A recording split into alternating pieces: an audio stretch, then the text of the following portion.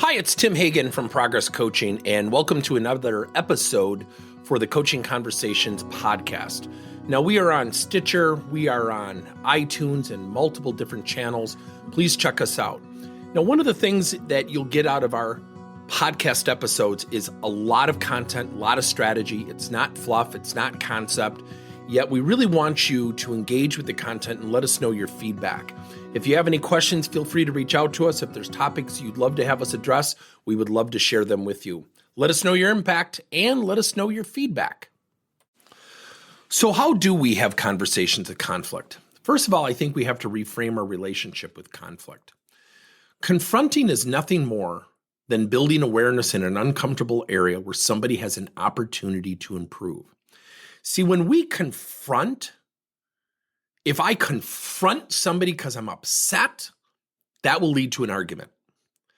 Now, if I confront somebody in the frame of mind that I have an opportunity to build awareness where somebody might have a blind spot, then my disposition, my approach has a better chance of being accepted.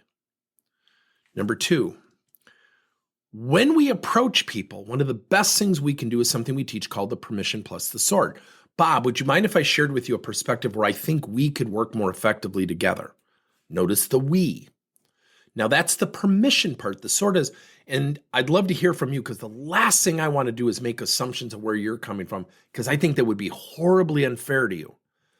You ask for permission and then you use a phrase such as, I don't want to make assumptions of where you're coming from. And that's why I wanted to approach you because I think that would be unfair to you. Now you're owning why you're approaching the person. It's about you. It's not necessarily, at least not initially, about them. You're still having the conversation really embedded in conflict. And so when you ask for permission and someone says, well, okay, I mean, they're not going to love it. Yet the minute they invite the feedback, they can't say, well, I came out of the blue. He attacked me. And I'll give you a great example. I coached volleyball for a long time. And I had a friend in town who was talking to a parent. And the parent had come to me at practice 2 minutes before the start of practice, broke the rule of scheduling time with me, was really upset, was raising his voice. Before he even got to the verb, I knew he was upset. And I said, this is not the right time to talk about it. I request appointments, and the reason being is so I can have a proper frame of mind so we can have a really good discussion. He said, well, I don't have a lot of time. I said, so you're taking my time and the kids' practice time. Is that what you're demanding of me right now? Well, no. I said, great, let's revisit it. So we later got back together and he was still upset. And he later told my friend that I attacked him. And my friend said, well, where did the conversation take place? Well, I was at the gym. And he said, well, he called you in? Well, no, I just stopped by. It wasn't going to take long. And what he was doing is he was reacting. He was interpreting. He was articulating to my friend a very different version. See, he didn't offer those details because he was absolving himself of responsibility. So when you get permission, and when I finally met with him, I said, do I have your permission to be candid with you? He said, yes. I said, I need to ask you again. I'm going to be candid with you. And before I do that, are you aware that your son knows why he's not playing? And all of a sudden he looked at me stunned. He goes, he does? I said, we do one-on-ones with the boys every 2 weeks. Let me quote your son. Coach, I'm never going to crack the starting lineup. I get where I am. I love being a part of this team. Boom, argument over. He said, wow, I didn't know that. I said, I know. And he said, I'm really sorry. And I said, no, I'm happy. This is your kid. I get it.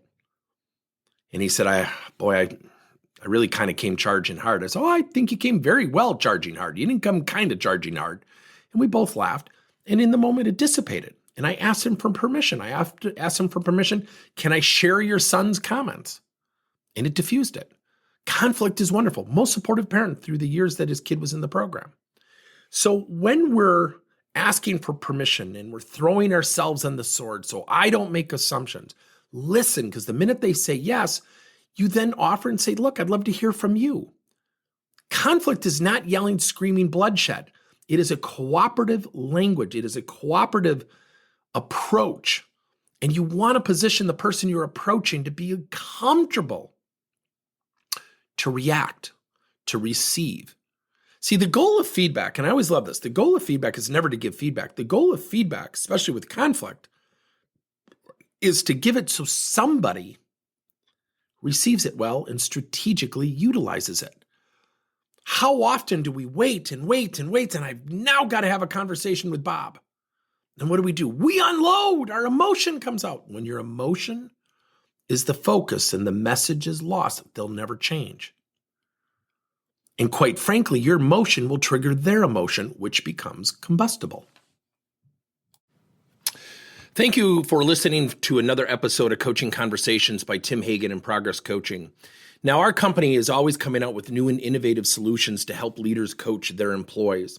And recently, we just created a new service called Coach to You, where leaders can pick and choose topics and assign 7 to 21-day programs for employees to learn and, more importantly, apply actions and then reflect and share what they're going to do going forward as a result of the learning.